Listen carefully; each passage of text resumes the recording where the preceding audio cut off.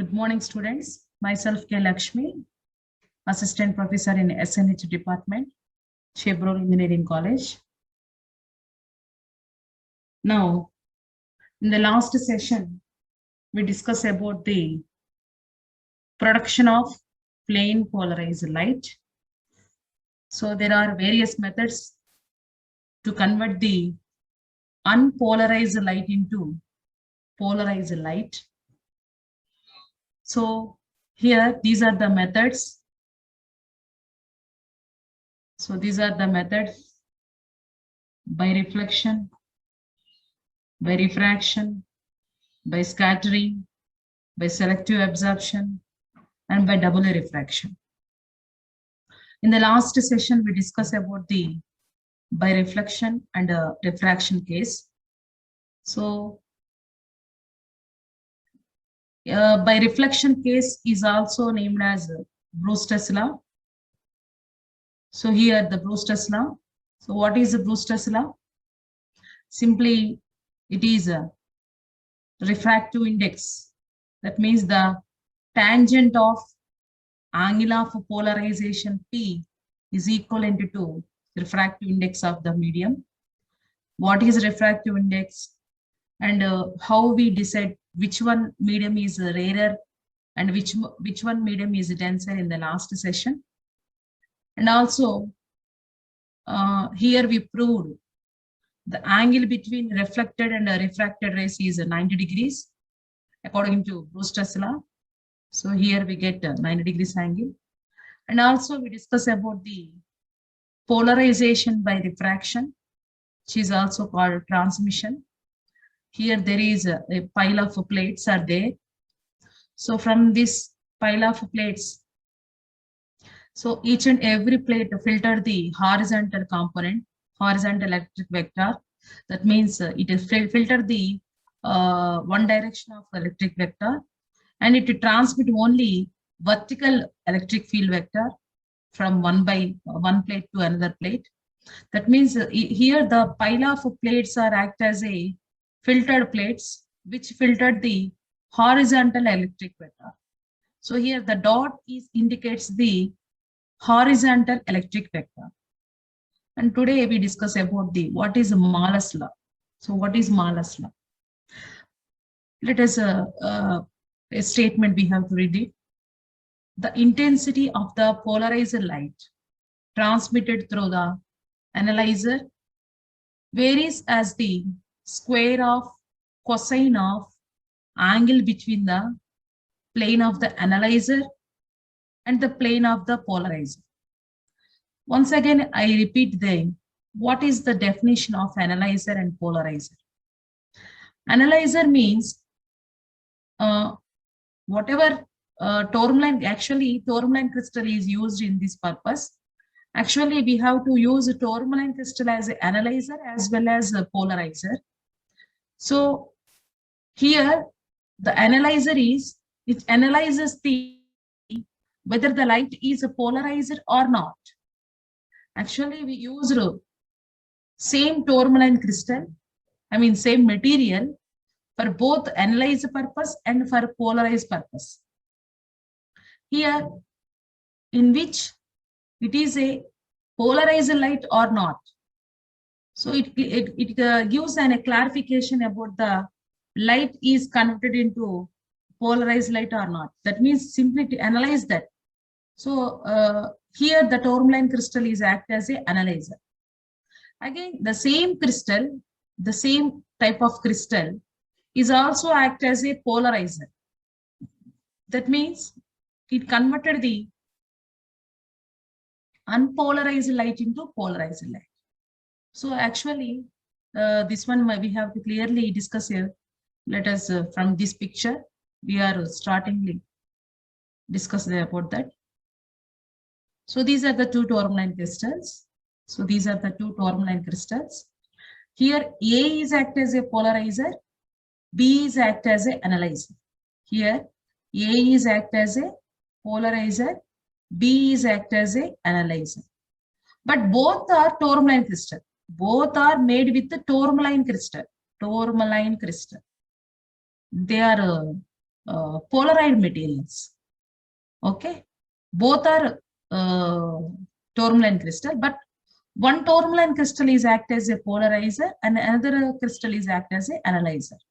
So here you observe that, so this is an unpolarized light which converts into polarized light with the help of this crystal. So here the crystal is tourmaline crystal, which is named as a polarizer. And here B is also another tourmaline crystal. It analyzes. How it analyzes? When B is arranged parallel to A, then after B also we observe light. Whereas B arranged perpendicular to A, we cannot observe light after B. That means the direction of electric vector is changed with the direction of the tourmaline crystal. That means it cannot pass through this crystal. So simply here the B is act as a analyzer, whether it is polarized or not. Okay, but same, both A and B are same tourmaline crystals. Okay, so let us discuss once again the statement of Malus law.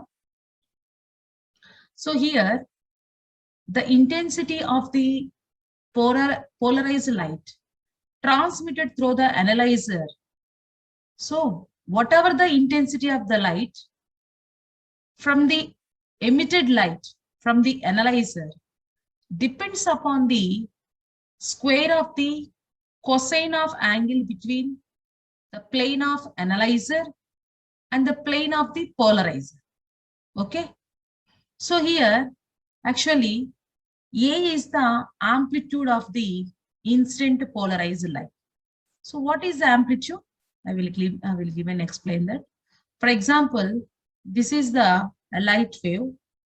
This is the light wave.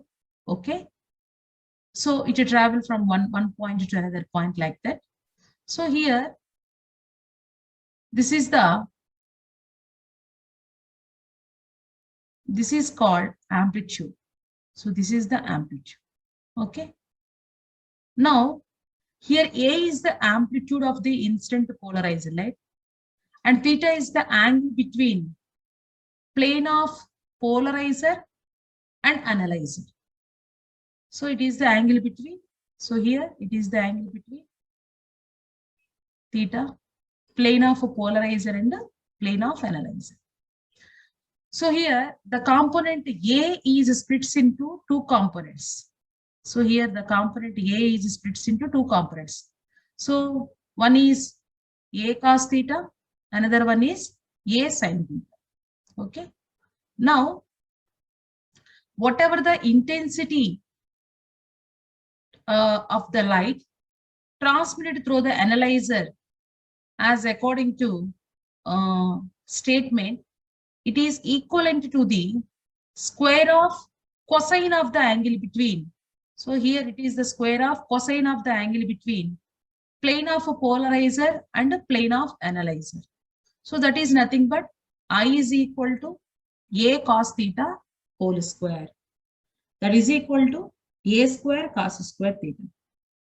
So why we here write I is equal to A cos theta whole square?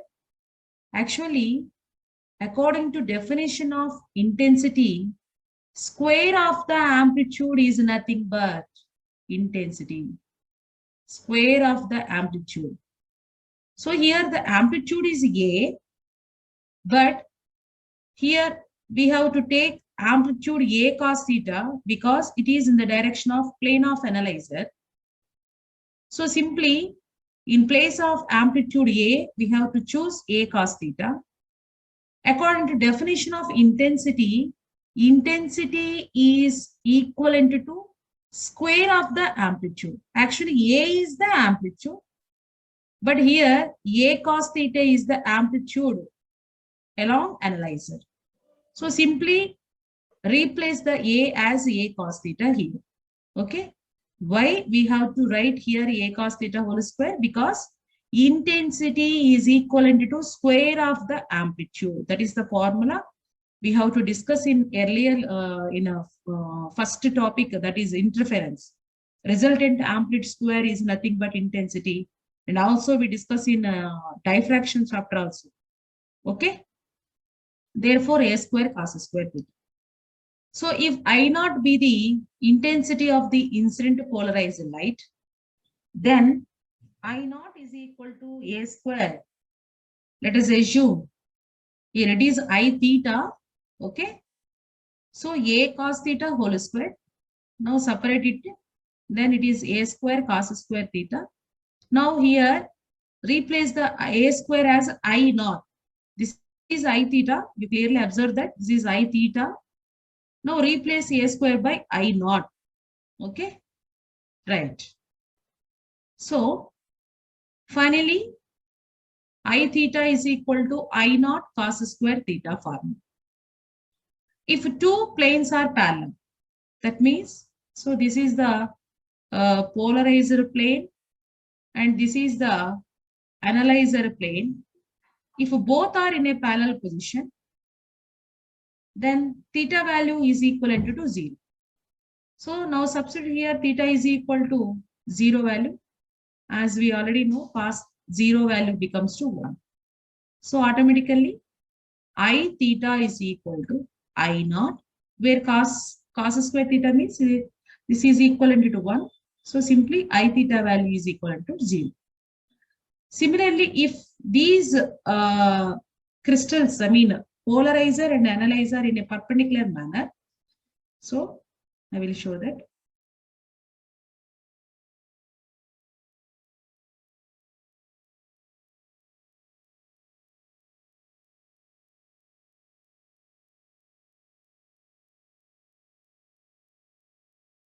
In a perpendicular manner, okay.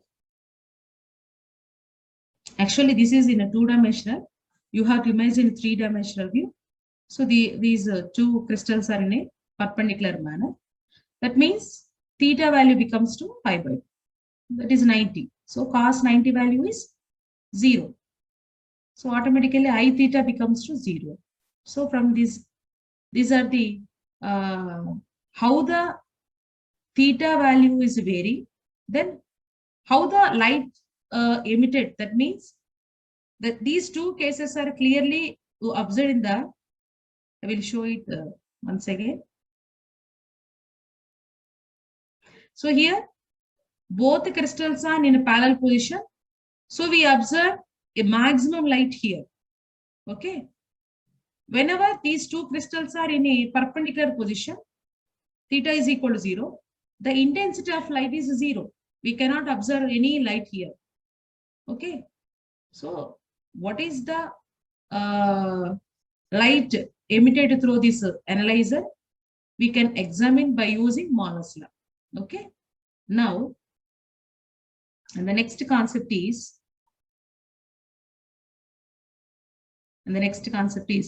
polarization by scattering. Polarization by scattering. So when a light beam passes through a medium consisting of very small particles, light is scattered. That means, for example, let us take, this is the medium. Okay. It has various numbers of atoms like that. Okay. When a light is incident on it, so this is the direction of reflection. This is the direction of reflection. Similarly, if another light is incident on this atom, and again it reflected like that. That means when light passes through a medium consisting of very small particles, so the light is scattered due to these small particles. If the dimension of the particles are smaller than the wavelength of the light, so here this is the wavelength of the light. If the dimension of the particle means this is the size of the particles is very, very small as compared with the wavelength of the light, then the intensity, whatever the intensity of the light scattered is proportional to the fourth power of the wavelength. So I is proportional to 1 by lambda 4.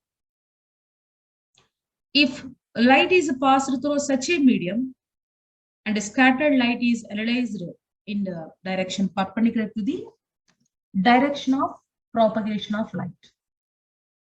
That is, the scattered light is converted as a plane polarized light. Plane polarized light.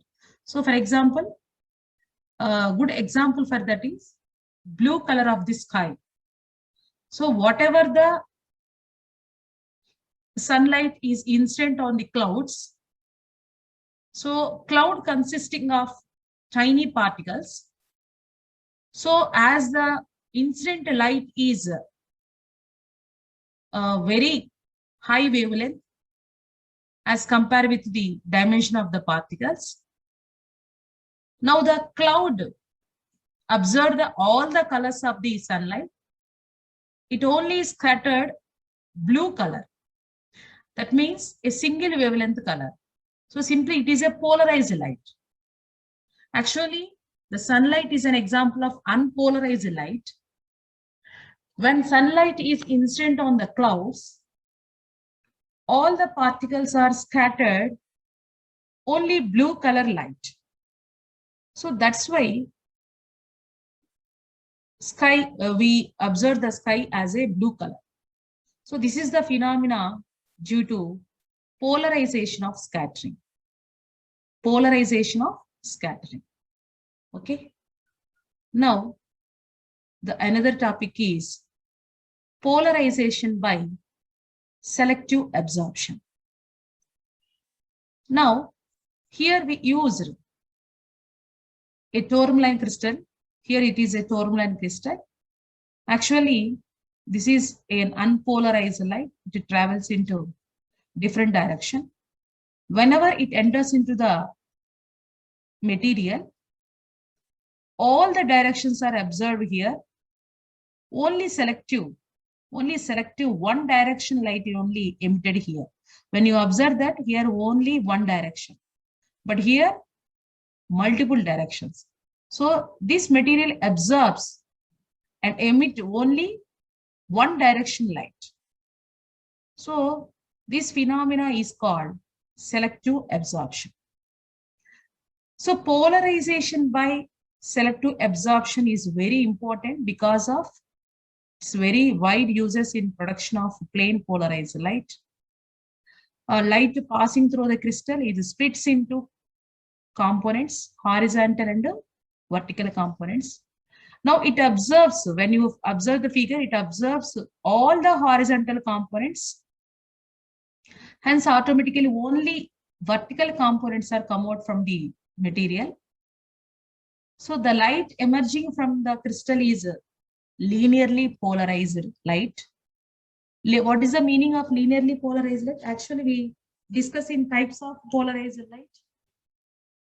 There are 4 types: linearly polarized light, partially polarized light, circular polarized light, and elliptical polarized light. So here it is a linearly polarized light. It means light vector, electric vector travels in a single direction, whether it is a vector component or, whether it is a vertical component or horizontal component. So here, by the absorption of horizontal component, here the crystal emits only vertical components. So the phenomena of absorbing only this phenomena is occurring. So this type of phenomena is nothing but selective absorption. Already I said that tourmaline crystal is the best example for selective absorption phenomena. So the phenomena of selective absorption is used in the construction of a Polaroid.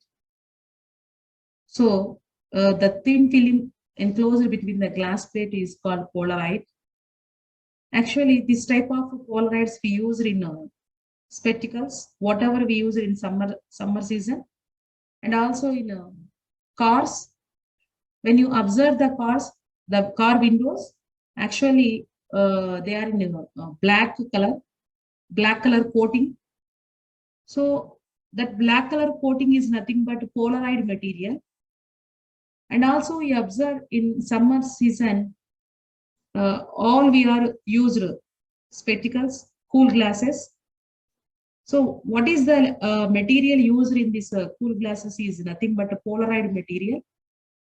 So with the help of this polarized material, it opposes the or it absorbs the all directions of the light.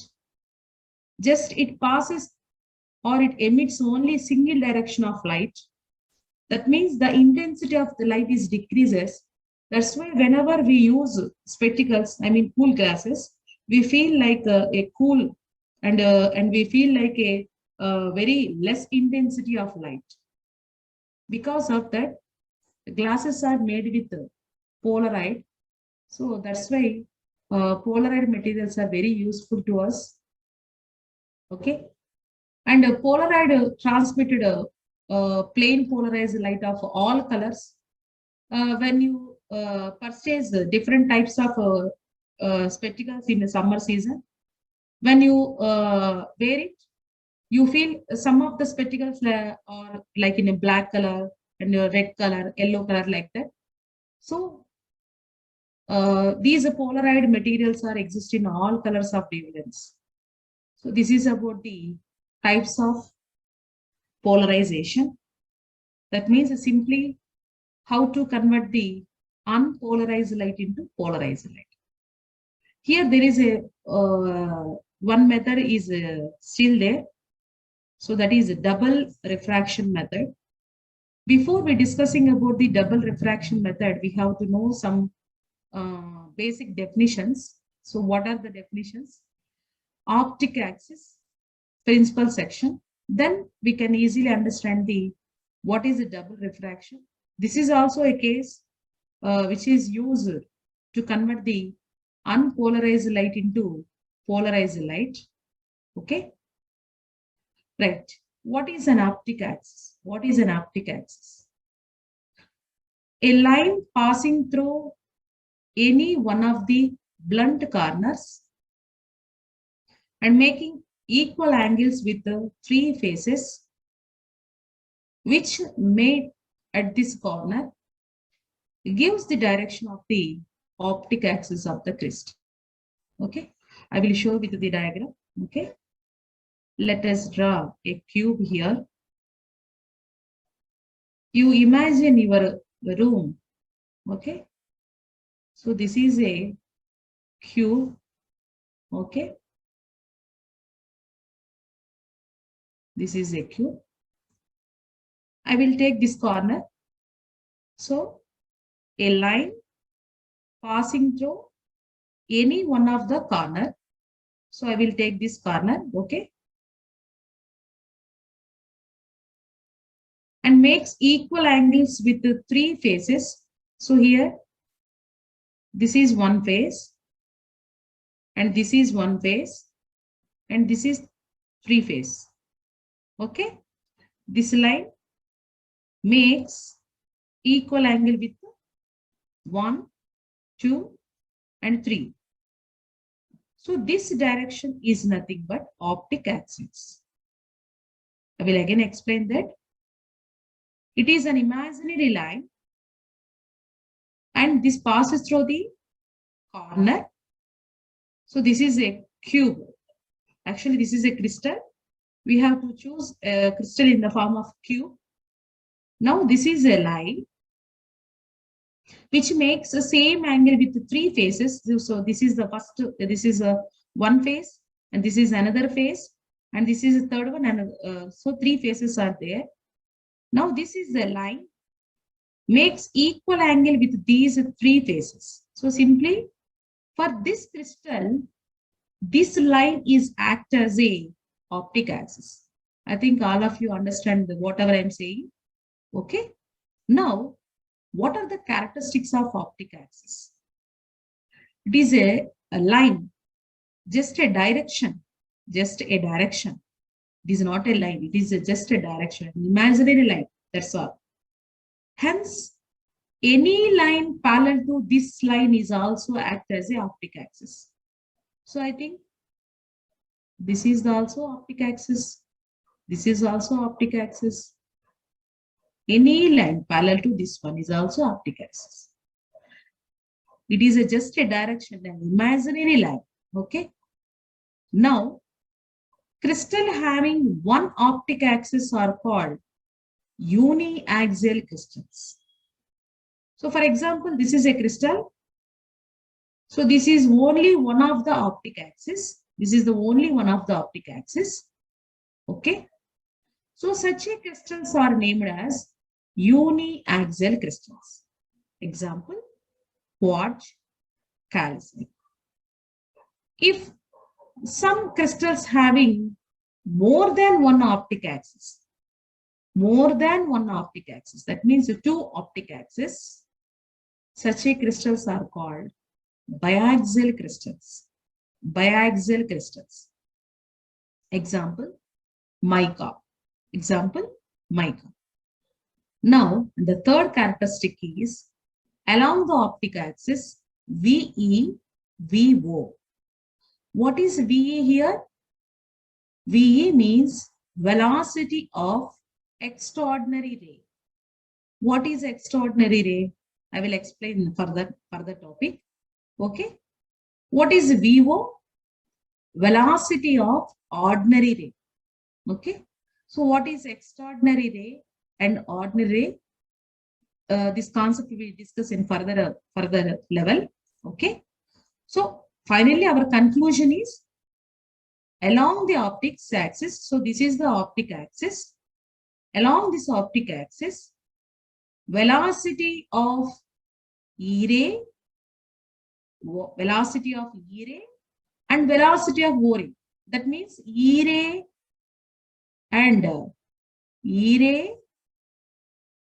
O ray have same velocity. There is no difference between E ray and O ray. E ray means extraordinary ray. Okay. O ray means ordinary ray. So only this axis only, this condition is satisfied. Okay. So once again, I repeat, what is an optic axis? What is an optic axis? Okay.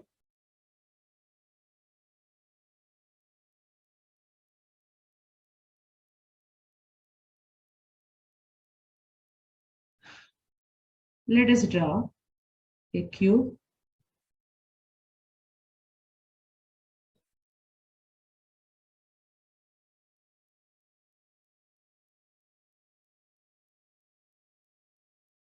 You imagine your room, okay, or a classroom or whatever it may be, cube. This is in the shape of cube, okay. So this is the optic axis, okay. It makes an equal angle with the three faces. This is one face, this is another face, and this is the third face. So this is also two neighboring faces, okay. It makes an equal angle with these three faces. Whatever the lines parallel to this also act as a optic axis.